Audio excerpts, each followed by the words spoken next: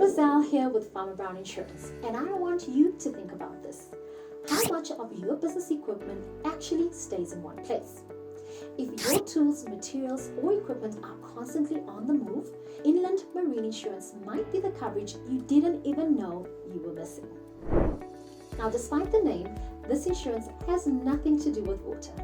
It's designed to protect business property while it's being transported, stored off-site, or used at job locations. Here's where standard policies fall short.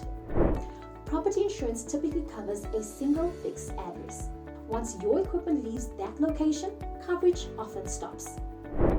Inland marine insurance can help protect tools and equipment used in the field, materials in transit or awaiting installation, mobile equipment that moves between job sites, and property stored outside your main location. This coverage is especially important for contractors, installers, and service-based businesses that rely on expensive equipment to operate daily. Now, costs depend on the value of your equipment and the frequency of its movements. However, replacing stolen or damaged tools out of pocket can quickly shut down a job.